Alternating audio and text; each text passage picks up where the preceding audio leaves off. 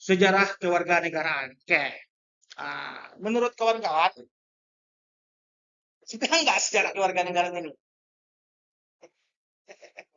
Ah, tentu ada. Apapun yang namanya itu dari suatu fenomena, ya pasti ada sejarah. Termasuk dalam konteks yang kita sebut dengan penamaan. Ya, sekarang ada nama penamaan kewarganegaraan. Tentu ada sejarahnya kenapa sampai dia disebut dengan kewarganegaraan. Ya, nih kewarganegaraan itu kalau kita ambil dari etimologi, ya dari segi bahasanya itu gabungan dari atau penyaduran dari yang namanya kata warga dan kata negara.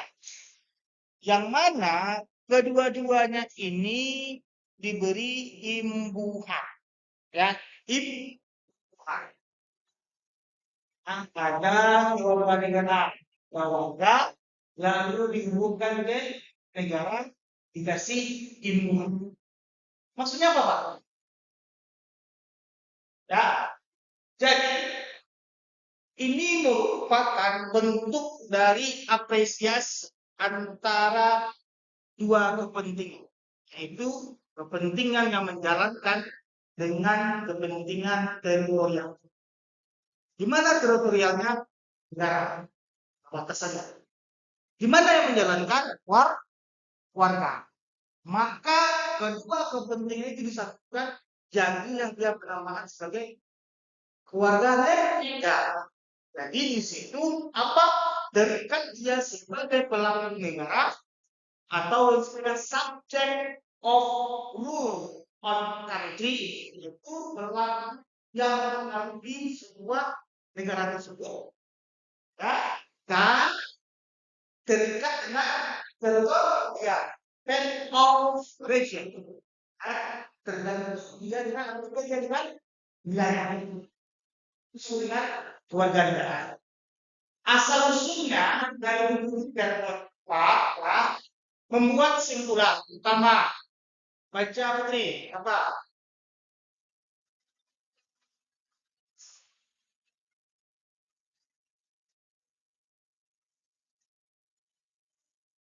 Sosial gelinsan. Dan simpulan dari buku kita tentang civilization, ya, keluarga negara. Dia mengatakan pertama, keluarga negara merupakan bentuk sosial politik yang disebut dengan yang namanya socio-political identity. Apa itu? Dari kita ini bagaimana? Setelah ada keluarga negara, maka timbullah kepentingan sosial, kepentingan politik. Kepentingan sosial di mana? Yang bersifat antara kita bersama manusia. Sosial. Ya, pemimpin kita itu manusia nggak? Manusia. Maka ada hubungan sosial. Hubungan kita dengan dia itu yang disebut dengan hubungan karakteristik lingkungan sosial. Artinya, makhluk sosial adalah makhluk yang tidak bisa beradaptasi sendiri. Dia harus memiliki apa? Dengan ngobrol, berinteraksi, bercerita, apa sih? Sekarang ada dulu mengatakan komputer. Saya kita mantap. Ternyata dibuat oleh sebagai mekanisme manusia itu cukup sehingga nggak keluar dari yang kita. Tapi sebenarnya dikasih kemampuan dan lain sebagainya. Apa yang memberi keterlambatan mental? Putri mau coba? Yang kedua ini ketergantungan mental. Ya, artinya apa? Dia berpikir bahwa itu kan bagian dari sebuah produk. Dan pikir dia bahwa sebuah barang. Lalu diperbaiki lagi. Ya, kira-kira lagi. Ada lagi instrumen yang dua. Tadi kita mendengar suara, dengar radio, ini tinggal begini. Yang kedua, juga eksperimen. Dia tinggal sendiri dan tidak kenal buah anak. Tidak suap 1 jam dia sudah menyerang stres. Kalau tidak ada manusia dari berhasil atau seminggu lah baru kita kejam. Kita baru membantu apa yang dilakukan. Dan kita juga bisa berjalan selama itu sesuatu yang kita bilang suara menjadi minuman orang ini apa? Kurang lebih 1 jam yang sudah terbangun mental. Maka simpulnya adalah bahwa manusia itu adalah makhluk yang harus beradaptasi dengan satu sama lain dan lingkungan. Apa itu makhluk-makhluk atau bentuk makhluk hidup yang berbeda. Dan yang tidak makhluk itu juga lain sebagainya. Kayak kita disebut dengan aspek sosio.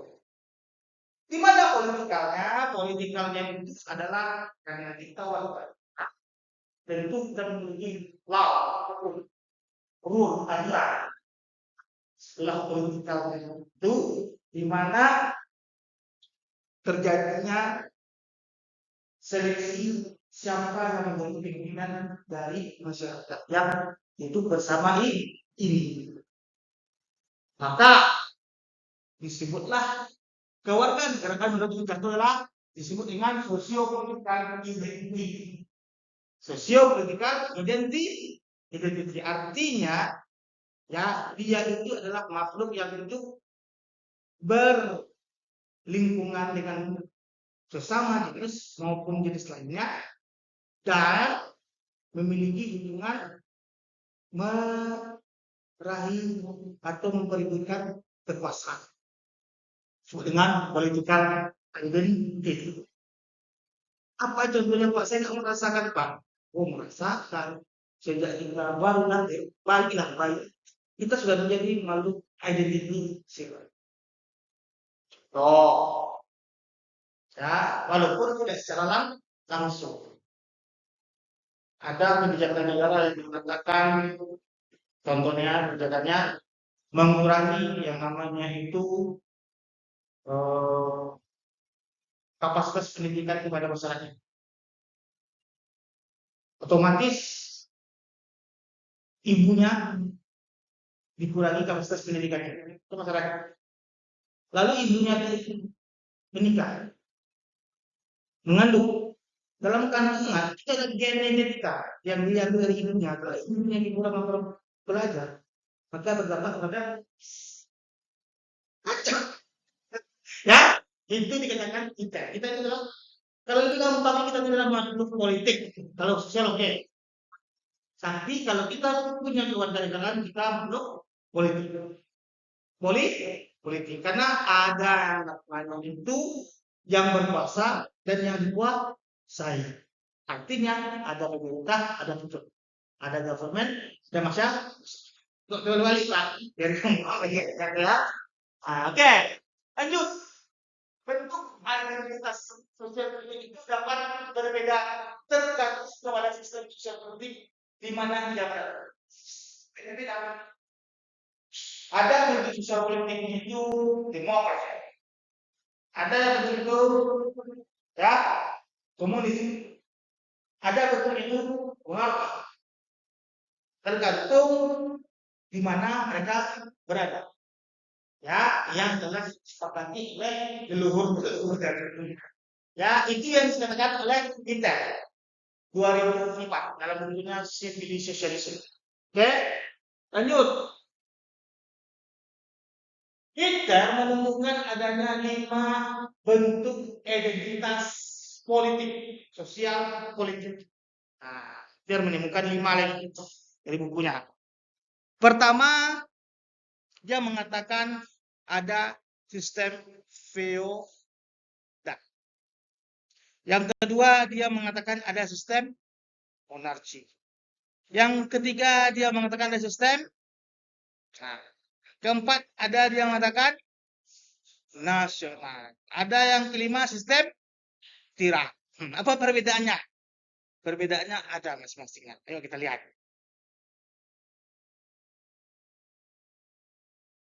Sistem feodal. Baca Fikri. Feodal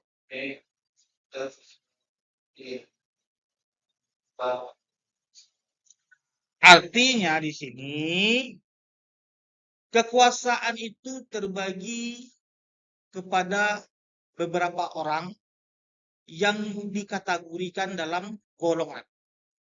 Ya, artinya kalau bahasa sederhananya itu tergantung darah. Kita dengar kan? Darah biru. Kalau darahnya biru, maka dia bisa berkuasa. Ya, apa contohnya? Sederhana. Raja, gubernur, ya, bupati, menteri-menterinya itu boleh bertukar. Boleh bertukar dalam periode tertentu. Tapi harus memiliki darah biru. Ya, jadi si raja ini atau pemimpin ini otomatis bisa ditukar tergantung periode. Tapi yang menukarnya harus darahnya warnanya sama dengan si raja. Atau bupati atau gubernur sama saja. Maka ada istilahnya disebut dengan golongan bangsawan. Ada ini terjadi, Pak. Dulu ada. Ya, dulu ada. Yang kita sebut dengan sistem yang namanya itu proletariat. Artinya ada buruh, ada bangsawan. Buruh takkan bisa menjadi bangsawan. Apalagi bangsawan tidak mungkin menjadi buruh. Buruh dijadikan sebagai alat bagi bangsawan. Bangsawan yang menikmati hasil dari pekerjaan buruh. Di mana itu terjadi? Pernah terjadi contohnya di Prancis. Ya, waktu itu Raja Louis mengatakan ada kaum borjuis. Walaupun secara kenegaraannya itu dia sistemnya monarki, Raja Prancis adalah Louis dan keturunannya, tapi dia meletakkan sistem borjuis, yaitu siapa yang pemilik modal, dia yang akan menjadi pemimpin di bawahnya. Kah bupati, kah gubernur, kah tarafnya RT RW, dia yang proletariat ini buru-buru ini nggak mungkin bisa menjadi. Ya, sampai-sampai yang menjadi perwakilan buruh ini juga harus bangsawan. Nih misalnya, Bapak guru. Nah, oke lah kita libur ya. Kita butuh orang yang pandai bicara untuk menjadi yang tersebut sebagai aktor ya public policy kita. Yang kita sebut sebagai pimpinan kita. Ya kan? Kita angkat misalnya Hambali. Kita sepakat nih Hambali, pimpinan kita yang sebagai penyambung lidah kita kepada pimpinan atas. Tetapi saat dilihat Hambali ini sama-sama kita derajatnya proletariat atau buruh, maka dibatalkan Hambali. Tentu tidak akan mungkin terpilih dari golongan kita. Tentu golongan mereka. Nah, tentu yang namanya circle ya power itu akan selalu ada pada mereka. Itu istilah sederhana. Ya, pikirlah di mana terjadinya. Oke, lanjut. Sistem monarki atau disebut dengan monarkial system. Baca.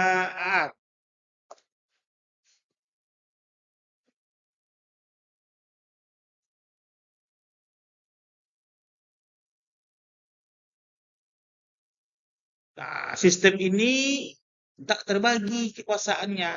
Kalau tadi kan terbagi, tapi ada beberapa orang yang golongannya sama. Kalau ini nggak terbagi, satu orang saja. Dia menguasainya. Apa contohnya kawan-kawan? Ya, contohnya sederhana. Dia mengatakan Raja Louis XIV itu kenapa dia diturunkan? Dia mengatakan saya adalah hukum. Saya adalah hukum. Artinya apa yang diucapkannya itu adalah hukum. Artinya kekuasaan itu tidak terbagi. Ya, kalau tadi kan jelas. Ini rajanya, ini bupatinya, ini dewannya, ini tapi golongannya sama. Nah, si bupati ini bisa ngobrol dengan raja tuh. Nanti ada keputusan, ada dewannya. Itu terjadi di masa-masa yang kita sebut dengan Yunani. Ya, masa-masa Athena. Ya, para bangsawan itu diajak tuh. Sampai yang menjadi dewannya segede itu adalah bangsawan. Ini feodal. Tapi ini beda. Ini semuanya itu adalah bukan dibaginya kekuasaan, tapi bagian dari yang dikuasainya. Ya, kalau Indonesia sekarang kan tiga. Sekarang ada marketing itu bisa yang dengan jurnalis. Beda dengan itu. Ya,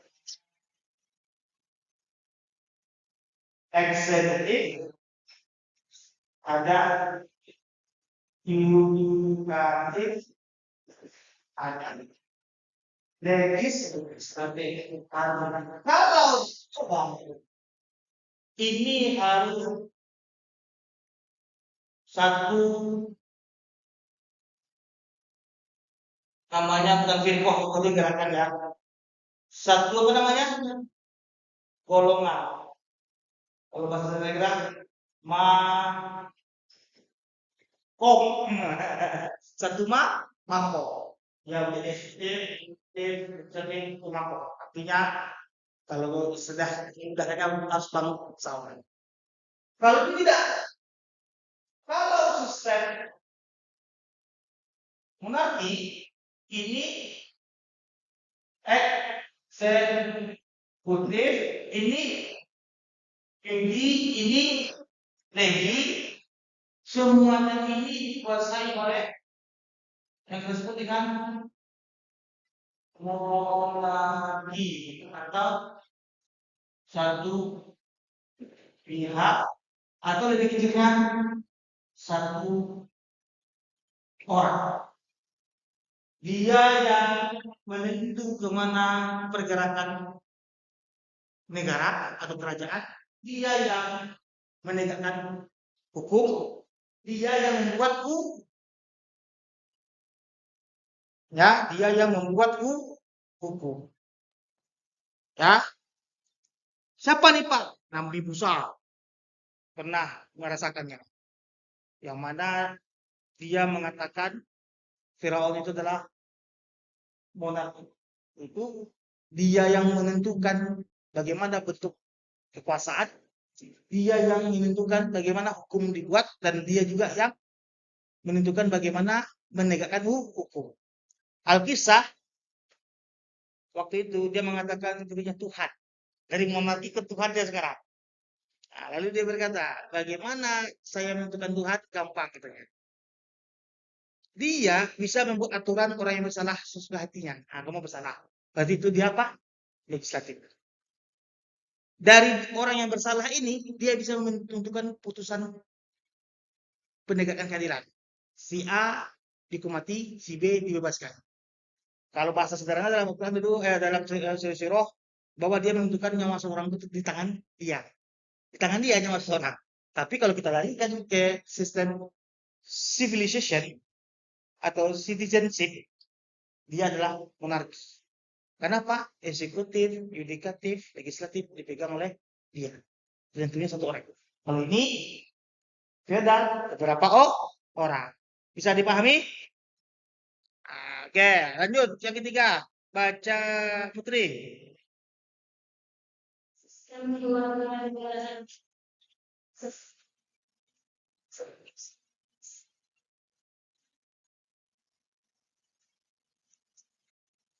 Oke, sistem lagi. Setelah ada feodal, dibaginya, satu lagi ada sistem monarki, yang mana kewarganegaraan itu ada raja yang berusaha pengelak, ada rakyat. Ya, gubernur itu bukan mitra bagi dia. Gubernur itu anak buah. Dewan itu bukan mitra, tidak ada mitra sama dia. Yang ada itu adalah semuanya bawahannya.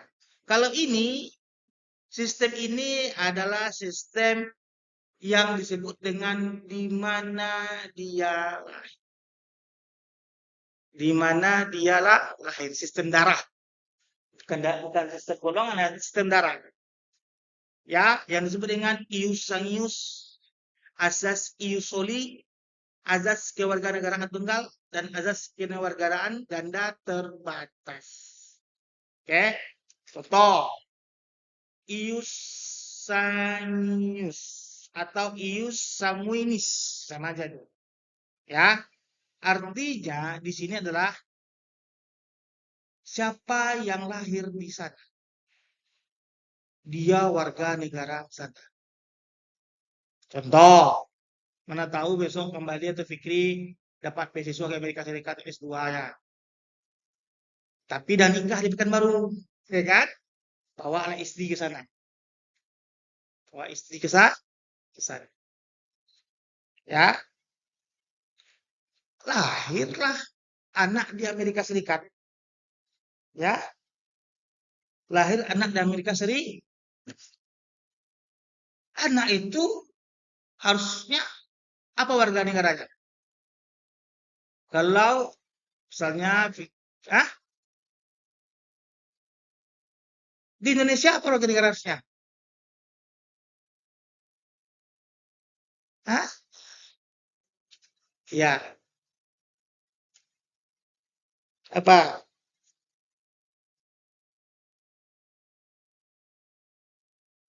Iya, tapi sekarang kan kita lihat citizenship-nya di negara itu di Amerika Serikat. Apa warga negaranya?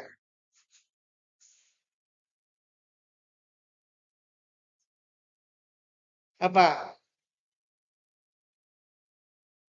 Kenapa? Hmm?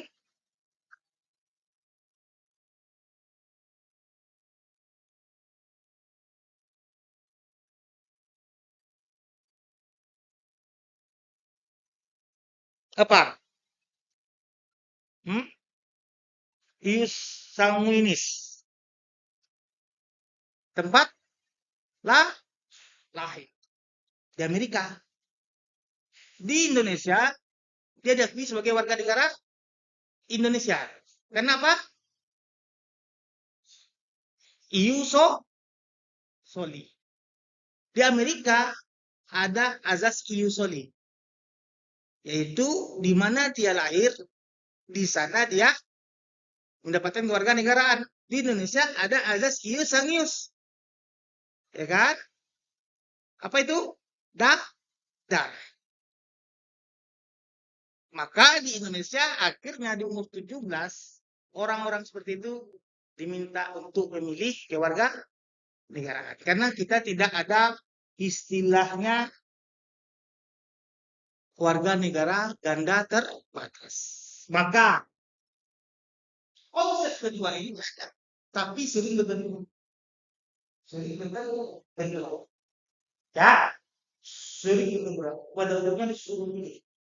Maka timbul namanya azas kewarganegaraan tunggal.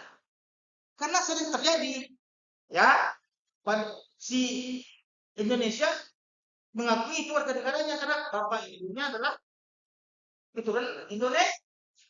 Amerika Serikat mengakui anak itu adalah warga negaranya. Karena apa? Karena di sana. Maka itu banyak terjadi berselisih.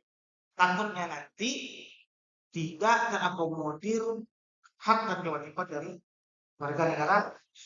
Maka lahirlah lagi azas kewarganegaraan tunggal.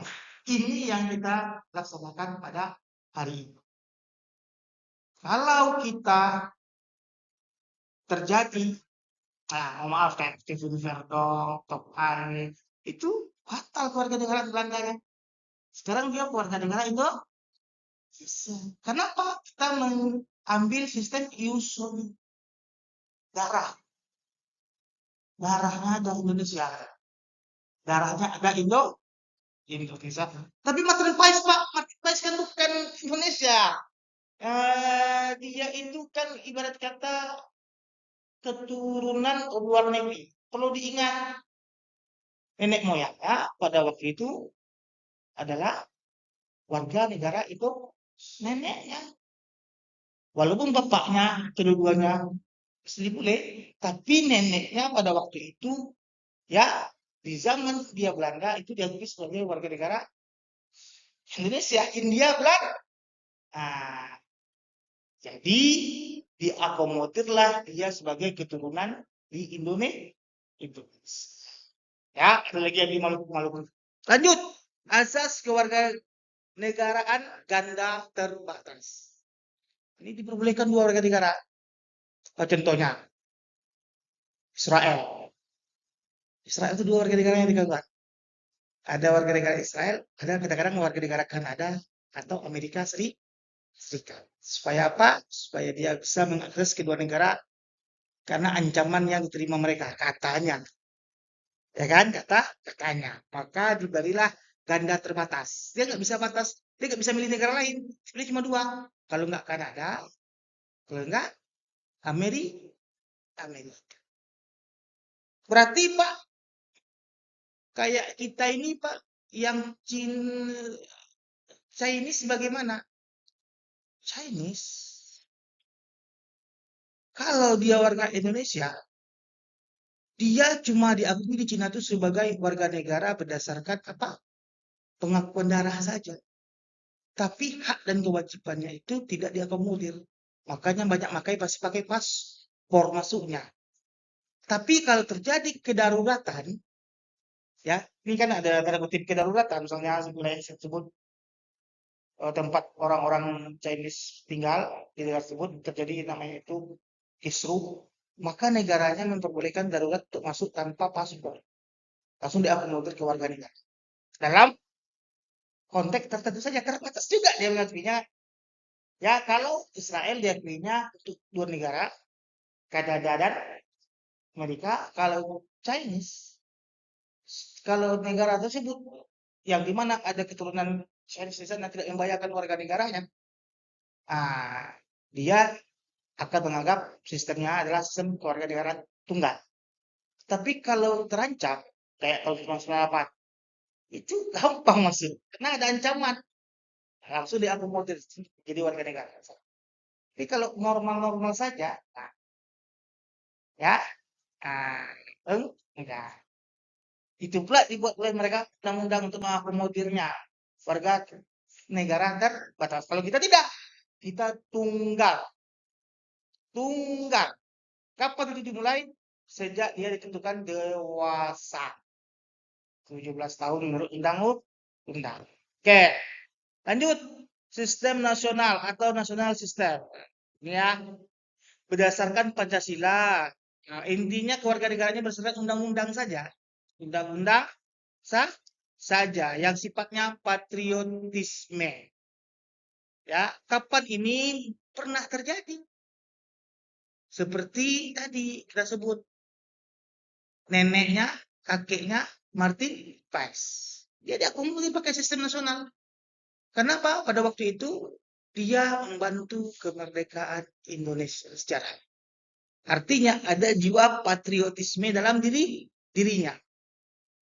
Secara nasional dia dianggap sebagai warga negara. Walaupun pada ujungnya diakui juga sebagai warga negara di Amerika Serikat.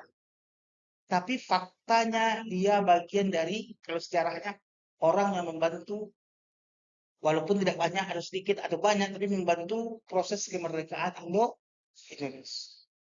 Maka diakui pakai sistem nasionalisme, patriotisme. Ada jiwa-jiwa patriotisme yang timbul dari nenek moyangnya, maka diakuilah. Siapa lagi? Romelo, itu juga. Ya, Romelo orang mana? Inggris. Tapi karena ya itu kan dari sejarah kita lihat, dia nggak pakai ius soli, nggak pakai ius sanguinis, tapi ada yang disebut dengan sistem nasional nenek moyangnya. Maka masuklah Romelu pada sistem ius sanguinis. Diakui nenek moyangnya itu ius soli ya. Diakui nenek moyangnya itu sebagai warga negara melalui sistem nasionalis atau sistem patriot, maka darahnya adalah darah Indonesia nenek moyangnya, maka dia diakui.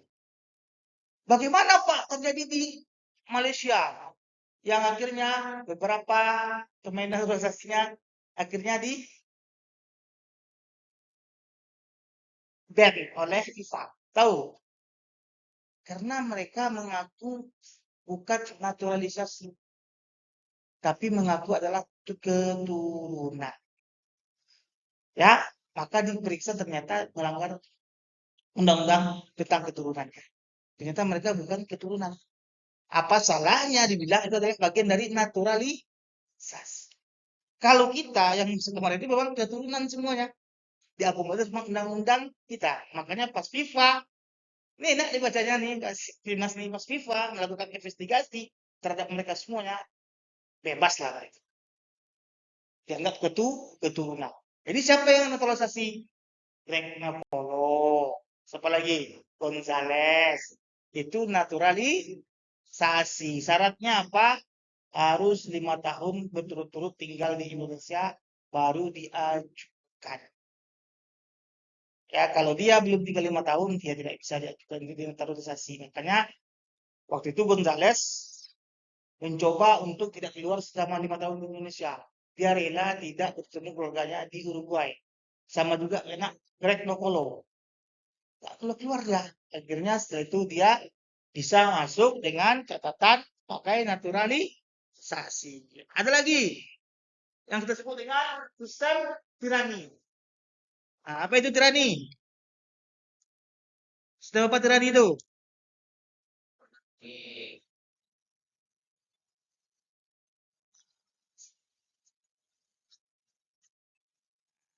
Ini hampir sama dengan monarki atau feodal, tapi lebih condong kepada monarki. Kalau feodal kan dia tergantung beberapa orang dalam golongan, bisa lebih dari satu. Kalau lebih dari satu, mungkin separuhnya baik, separuhnya jahat. Seimbanglah kekuatannya. Maka tidak dikategorikan potensinya sedikit berada di feodal. Tapi potensinya apa? Karena satu orang tertentu, kalau dia jahat, akan berdampak jahatnya kepada warga negara. Kalau dia baik, baik. Makanya dibedakan lagi tirani. Dalam monarki, kalau sistemnya itu menzalimkan warga negara, maka disebut dengan tirani. Ya, bagaimana demokrasi Pak? Bisa, karena demokrasi sejati. Kalau dia sulit, rakyat bisa mengganti. Kalau mereka gantian itu disebut dengan revolusi berdarah. Revolusi berdarah. Perang bisa menjadi bapak. Sedangkan kalau kita tidak tahu dan pergantian. Nah, itu tergantung dari kita dari sobat terjadi ya. Karena ini sistem kan tidak masuk kategori yang tidak di kita. Dan ada pula sistem yang mengaturnya. Dia nggak boleh keluar dari sistem. Sedangkan mereka kita, nah kita apa? Sistem satu orang pihak mengambil pihak sampai kita jadi satu orang. Yang mana kalau dia bad boy seperti sama dengan tidak Ya, potensinya ada di feudal, tapi karena mereka lebih dari satu orang yang memegang kekuasaan, maka kecil potensinya terjadi. Karena mereka di sana saling merebutkan kekuasaan. Ada oposisinya, ya. Kalau misalnya bapak jahat nih sebagai raja, yang sekarang jadi gubernur yang juga bangsawan itu bisa jadi raja. Maka dia akan membuat oposisi, akan membela rakyat. Nanti rakyat suka sama dia, lama-kelamaan jatuh legitimasi raja, dia mengganti. Dan kalau tidak, dia sendiri menentukan. Menggantikannya seperti apa? Menggantinya pakai sistem yang kita sebut dengan revolusi perdana. Kalau itu belum tentu perdana, kenapa? Ada mekanismenya berganti. Contohnya di mana? Malaysia. Malaysia itu rajanya itu dari kalau bapak salah ya, terdiri dari 12, 11 kerajaan misalnya, 11 kerajaan. Ada kerajaan Kelantan, Selangor, ada apa? Pokoknya ada 12 kalau nggak salah. Mereka tuh saling mengganti berperiode tertentu. Nanti sekarang yang jadi misalnya Raja Pahang, ada yang jadi Raja Selangor, Raja Kuantan, Raja Terengganu. Mereka ganti-ganti, ganti-ganti mereka. Maka kemungkinan untuk terjadinya transisi, karena pada masanya dia harus diganti dan biasanya yang akan menggantikan itu biasanya akan melakukan kegiatan oposisi terhadap yang lagi memimpin supaya dapat dukungan masyarakat. Ya. Ya, dan membuat sosiologi atau psikologi dari raja yang lagi berkuasa itu jatuh. Oke? Bagaimana kewarganegaraan Indonesia? Oke. Berdasarkan Undang-Undang Nomor 12 Tahun 2006 terdapat 4 penerapan warga negara. Azas kewarganegaraan mencakup azas kelahiran, azas keturunan, yang mana nantinya akan ada namanya azas kewarganegaraan tunggal dan ada azas kewarganegaraan ganda terbatas. Siapa itu? Yang terbatas ini yang Pak, kita ada. Pertama kan ini keturunan. Ya, keturunan. Nah, siapapun yang keturunan kita bisa kita akomodir menjadi warga negara. Yang kedua adalah besar kewarganegaraan lahir. Domisili lahirnya di mana? Ya, kita akui sebagai warga negara kita. Tapi kalau ini bentrok, kan ada bentrok nih, bentrok, ya kan? Contoh tadi Amerika Serikat mengakui dia warga negaranya, anak kita sekarang dapat beasiswa ke Amerika Serikat. Kita mengakui itu adalah warga negara kita. Akhirnya harus ada warga negara tunggal. Ini apa? Ini tadi yang Bapak ceritakan. Ya, kita mengakomodir ya kayak 98. Mereka pergi ke Cina, jadi warga negara Cina. Setelah itu mereka bisa balik lagi ke negara kita dan diakui lagi ke warga negara ya disebut dengan terbatas. Kenapa? Karena sikon atau situasi dan kondisi tertentu. Ya, pernah dengar namanya hak salian Menteri Keuangan kita pada zaman Bapak Jokowi. Hak salian namanya. Kan dia pernah jadi Menteri Keuangan beberapa hari. Kan akhirnya dia mundur. Kenapa? Ternyata dia warga negara ganda. Amerika Serikat dan Indonesia. Dia Amerika Serikat warga negara. Dia ahli bidang ekonomi. Diakui. Akhirnya dia tidak lulus syarat sebagai menteri karena menteri mewajibkan menjadi warga negara tunggal. Bukalah di itu. Bukalah di Google Akarian. Mundurnya menteri Akarian. Nah, itu warga negara tuh ganda dia tuh. Akhirnya dia tidak bisa melanjutkan menjadi menteri. Ya. Oke. Ada. Apa itu dibilang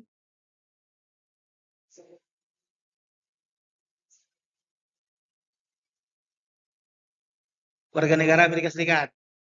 Dia dapat green cards, ya, karena banyak berjasa.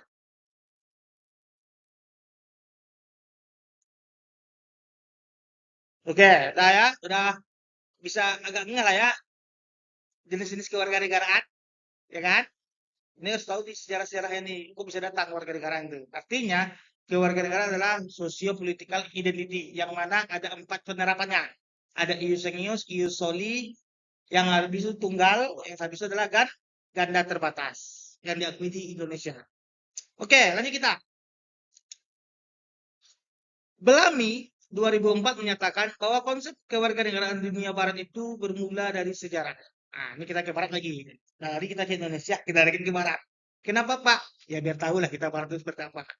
Ya, contohnya di Yunani melahirkan konsep kewarganegaraan republikan, di mana sifatnya adalah konsep publik, pluralitas dan tindakan kewarganegaraan. Artinya di sini kawan-kawan tidak ada yang namanya itu lagi sekat-sekat, golongan-golongan.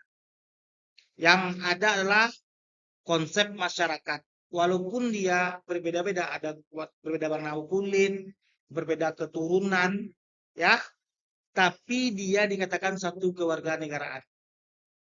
Yang mana mereka bisa mendapatkan hak yang sama. Pada waktu itu konsep-konsep lain itu kan sistemnya masih ada feodal, ada monarki, ya kan? Terjadinya praktek apartheid, terjadinya rasisme. Di Yunani dicoba itu dihilangkan, dirangkul semuanya. Biar dari buruh, dari tidak terpelajar, dari yang pemilik tanah, sampai yang bangsawan, itu dijadikan satu yang kita sebut adalah publik, masyarakat. Yang dari identitas yang berbeda-beda. Ini dikatakan oleh Yunani. Sedangkan Romawi melahirkan konsep kewarganegaraan liberal. Apa itu? Warga negara pemegang otoritas untuk menentukan pilihan dan hak-hak. Di Yunani konsepnya, ya, walaupun mereka sama kedudukannya, tapi penentunya masih raja. Maka dikenal dulu ada Dewan Rakyat di Yunani itu, yang disebut dengan Court of People. Ya, kalau lihat dulu film-film Yunani itu kan ada tuh, semua warga kumpul untuk menentukan yang sudah disebut dengan keputusan negara yang akan dijalani oleh raja. Rajanya saya ganti, tapi rajanya akan mengakomodir apa kemauan rakyat. Disitulah kayak tadi kita warga buruh nih, ada perwakilan buruh dulu. Ini pertanian, ada wakilan pertanian. Itu membahas tentang bagaimana nasib masing-masing kelompoknya yang di belakangnya. Tapi Romawi bersifat yaitu pemegang otoritas, ya, pemegang otoritas. Apa yang menekan ini? Ya, keluarga negara adalah lebih menekan kepada hak, sedangkan keluarga negara menekankan pada kewajiban keluarga negara. Dengan ini kewajiban. Kalau saya ada, karena saya ada, kamu wajib apa melayani saya? Oke, maka Islam kamu boleh melaksanakan kegiatan apapun. Ingat bahwa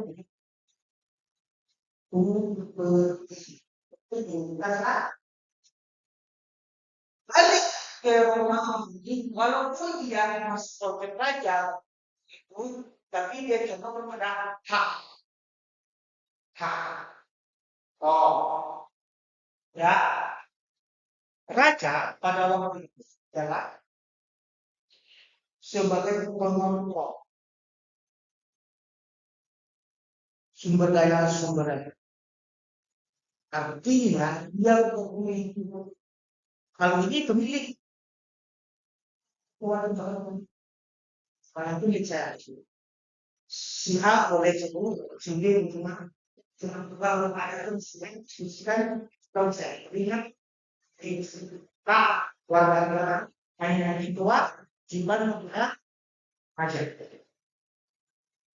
Rumah kebalikan karena itu.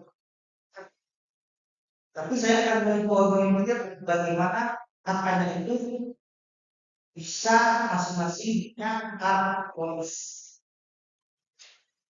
Ini sama batas saling orang ya.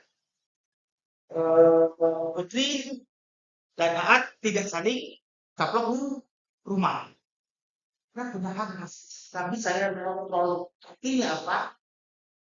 Hak saudara itu kan diawasi dan diberikan batasan oleh negara.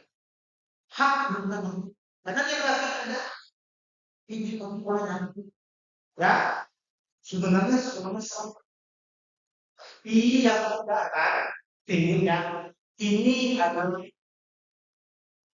benih-benih dari hidup sosial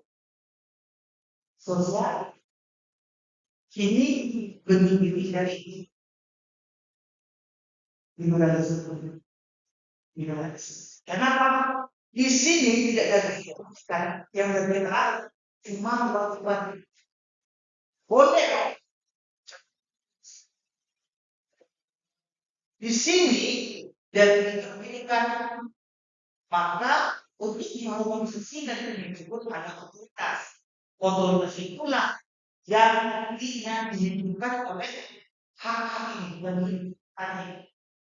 Nah, Pak yang kenal karena Bapak yang ini dengar kenapa akar saya harmonis. Kan itu orang lain supaya kesehatan bahwa tentu dari pendidikan yang artinya kebutuhan belajar fungsinya adalah membawa supaya bisa melakukan kontrol right of the people dengan mengontrol masyarakat. Nah, dengan sistem pajak yang tentu dari kita. Sedangkan ini pada pihak tapi tersebut apa itu hasil yang diperoleh dari Anda mengelola sumber daya hasil. Ya, sumber daya saya punya teman bahwa di kamu harus bayar soal saya Indonesia. Tahu kenapa berapa persen dapat menguasai? Berarti sudah. Ini mungkin sepakatan pemerintah. Salah satu kira-kira ini berapa tegas. Ini kan konsep yang saya mulai berani terkait ini. Bagaimana keluarga negara anti barat yang aktif sekarang ini tersebar jadi kuat identity yang kuat. Identity sosial, dan identity liberalisme. Atau hari ini kita kenalkan sistem anti tahu. Nah, si pemilik modal akhirnya mengontrol yang namanya tuh power, kuasa. Jadi, ini raja itu tidak punya wibawa, hiduplah wibawa raja. Silang semua bentuk fisik yang bagus. Dan apa? Supaya dia mengontrol harmoni dari hak di negara ini sejarahnya ya, kata Belami 2014. Ada pertanyaan silakan. Apa? Negara merebut tanah masyarakat. Yang di Yunani? Ya, kalau di Brasil dia menguasai wilayah itu diambil yang kan ada namanya penyebaran kekuasaan. Ya, tambah tambah besar kekuasaannya, tambah hilang hak masyarakat. Yang ada masyarakat bekerja untuk kerajaan atau negara. Ya, hari ini kan ada juga seperti itu undang-undang. Katanya kalau lebih dari, kalau nggak salah Bapak ya, kemarin 80 hari gak dikeluarkan sudah oleh negara. Akhirnya si menterinya klarifikasi. Akhirnya balik lagi berapa hari itu? Pokoknya 2 tahun setengah. 2 tahun setengah itu berarti 800 hari nggak salah. 2 tahun setengah tidak digunakan tanah yang tersebut atau ngendap, maka akan diambil oleh negara. Apa contohnya? Artinya semak belukar. Kalau kita kasih bangun ada satu batang-batang, misalnya buah semangka atau buah mangga, itu masih bisa dikategorikan dimanfaatkan. Tapi kalau nggak ada dimanfaatkan, memang semak belukar intinya tidak ada untuk kita ambil manfaatnya, maka akan diambil oleh negara. Ini kan kita lagi buat nih, sedang melaksanakan. Kemarin rencananya cepat 80 hari. Kita dilambat lagi menjadi intinya 2,5 tahun 800 hari katanya. 900 hari. 900 hari. 900 hari tidak dimanfaatkan lahan tersebut, maka akan diambil oleh negara. Tapi kan pakai konsep, ada misalnya, kembali. Udah berapa lama nggak bangun tanahmu nggak gunakan? Sekian-sekian Pak. Oke, siap kami ambil lah. Kembali masih bisa melawan terkait peradilan. Tapi kalau itu enggak, ya, yang Yunani enggak kuasai ambil, kuasai ambil, kuasai ambil, kuasai ambil. Sedangkan Romawi tidak. Romawi sifatnya apa? Dikuasainya dia tetap mengakui itu kepemilikan Anda, tapi Anda membayar uang kontrol, uang kontrol, uang kontrol. Oke?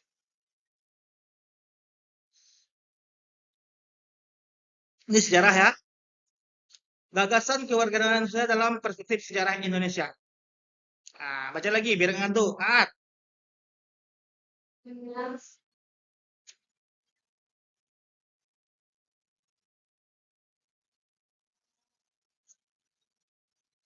oke, jadi mulai dari BPUPKI sebenarnya itu. Tapi I-nya nggak saya buat Indonesia ya. Badan Usaha Penyelidikan Persiapan Kemerdekaan. Nah, oke.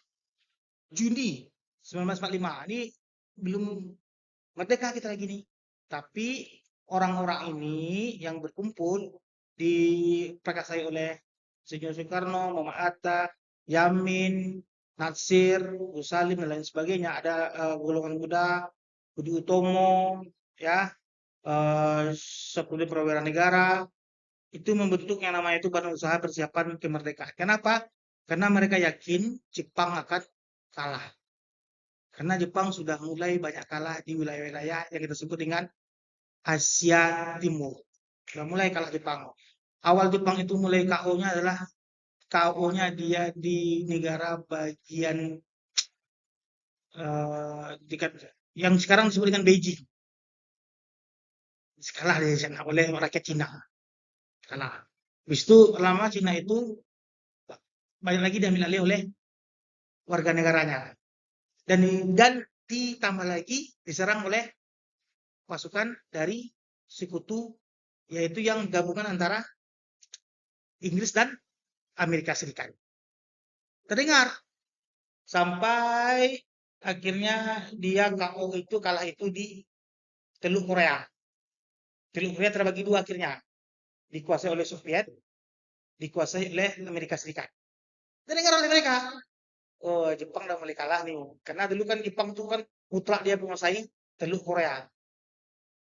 Lama kelamaan Jepang semakin, yang dulu dia berpikir menguasai seluruh sepertiga wilayah Indonesia, dunia bakal berkurang. Setelah dipersiapkan oleh pemikir-pemikir kita untuk menyiapkan kemerdekaan. Sewaktu-waktu mana tahu Jepang hampir hancur. Kita langsung menyiapkan kemerdekaan. Kenapa? Kalau dalam ceritanya itu salah satu pelajar kita di Amerika Serikat itu mendengar isu-isu bahwa ada bom atom jatuh ke dua wilayah Jepang. Ya, dia bukan, lupa bapak namanya. Kalau untuk filmnya Oppenheimer ada aja itu orang Asia Timur. Orang Asia Timur itu katanya berasal dari Nusantara. Bapaknya itu adalah seorang pemilik tanah. Artinya dia orang bangsawan yang kuliahnya itu bukan di Belanda, tapi kuliahnya ke Amerika Serikat. Akan ada proyek yang namanya untuk melanjutkan dua wilayah Jepang. Untuk apa? Membalas yang namanya itu Pearl Harbor. Pernah dengar? Ya, di Hawaii, pangkalan militer besar Amerika Serikat itu diserang mendadak oleh Jepang. Menghancurkan pangkalan militer mereka yang mengakomodir seluruh tentara di dunia Amerika Serikat. Arah mereka. Maka dipersiapkanlah proyek untuk menghancurkan secara cepat. Sampailah ke telinga-telinga para pelajar-pelajar Indonesia. Sampailah ke Indonesia. Jadi banyak dimensi-dimensinya. Cepatnya lah. Ya, akhirnya disiapkanlah kalau ini terjadi, ya Jepang akan hancur, akan dihancurkan oleh Amerika Serikat dan Jepang akan menjadi taklukan Amerika Serikat. Kenapa? Teknologi yang dimilikinya itu sangat tinggi dan canggih, nggak ada dimiliki oleh negara mana pun. Yang kita kenal dengan sebutan bom atom. Maka disitulah disiapkan. Bagaimana kalau ini terjadi, kita sudah siapkan yang namanya itu dokumen-dokumen. Salah satunya adalah tentang kewarganegaraan. Di situ dijelaskan, ya, kewarganegaraan sebagai status ikatan dengan komunitas politik bangsa. Indonesia diawali dengan munculnya semangat kebangsaan memberikan kemerdekaan Indonesia. Jadi, siapapun yang mendukung kemerdekaan Indonesia dalam PUPPKI 14 Mei ini, ya, sampai Juni ini, siapa yang mendukung kemerdekaan Indonesia dianggap sebagai warga negara. Makanya Martin Paes, Romelo itu bisa jadi keturunan Indonesia karena dia bapak keturunan itu mendukung. Kenapa? Dia bukan Belanda. Dia rata-rata adalah Inggris. Inggris kan waktu itu apa? Hah? Saingan Belanda. Saingan Belanda. Akhirnya pada waktu itu, walaupun mereka bergabung itu setelah Indonesia merdeka. Kan ingat kan? Ya, Belanda dibonceng oleh sekutu. Siapa sekutunya? Inggris. Ingat sejarahnya tuh. Ya, kata terjadilah yang namanya itu Bandung Lautan Api. Ya, apalagi arek-arek Surabaya, ya kan? Itu adalah Belanda dibonceng Inggris. Gabung mereka. Dulu nggak gabung mereka. Dulu mereka dua kekuatan besar. Inggris itu ada di wilayah Asia Selatan, Asia Tenggara. Yang kita lihat itu adalah dari Malaka ke atas. Kita dikuasai oleh Belanda. Sumatera, Jawa itu Belanda. Makanya orang Inggris kalau datang ke Indonesia untuk berbisnis, kan dia benci dengan Belanda pada waktu itu sebelum kemerdekaan. Karena dua kekuatan yang menguasai Asia Tenggara. Nah, itu sejarahnya diakui Romelu. Kan nggak ada keturunan darah, nggak ada sedikit pun. Lahir pun emaknya di sini enggak, nikah dengan orang sini enggak, neneknya tapi dia diakui karena ada sini. Siapapun yang mendukung kemerdekaan, maka dia mendukung. Dengan apa? Materi-materi mereka dikasih. Ya, walaupun ada konsep tersebut kita nggak tahu. Atau konsep sengaja mengasih supaya apa? Jadi perlawanan besar. Jadi kalau udah KO, Belanda, dia yang akan mengatur. Kita nggak tahu kan dia. Intinya kita bersangka-sangka saja. Tapi karena konsep tersebut yang mendukung, dia menjadi keluarga negara, maka terakomodirlah mereka tersebut. Ya, ini sejarahnya. Sejarah. Lanjut, ya. Masih. Setelah itu pengetahuan kewarganegaraan itu diproduksi menjelang proklamasi kemerdekaan. Jadi dipeta-petakan tuh siapa yang warga negara asli, yang pribumi, ekspatriat. Kan ada tuh ekspatriat dulu adalah India, Inggris, Chinese, ya, serta Arab. Jadi dipetakan ada lagi pribumi, ya, dijadikan warga negara kalau mereka mendukung rencana untuk merdeka, ya kan? Ini studi dari Khalid Jernih, ya. Lalu setelah itu warga negara kita merdeka, maka semuanya diakomodir berdasarkan pasal 26 Undang-Undang Dasar Republik Indonesia hasil putusan PPKI, yang mana terdapat pasal menyebut pengaturan lanjut mengenai kewarganegaraan lebih diatur melalui undang-undang biasa di kemudian hari. Artinya diatur dalam undang-undang di bawah undang-undang dasar, tapi mengatur dari BPU PKI dari bulan Mei sampai Juni tersebut, yang menganggap seluruh yang mendukung adalah bagian dari negara Indonesia, ya.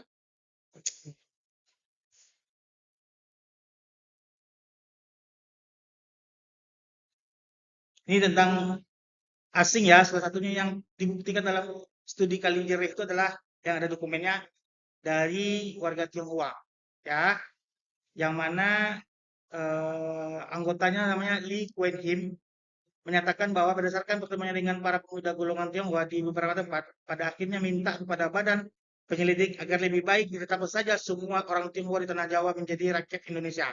Begitu juga dengan etnis-etnis lainnya. Intinya dia mendukung kemerdekaan Indonesia. Ini sejarahnya ya. Oke.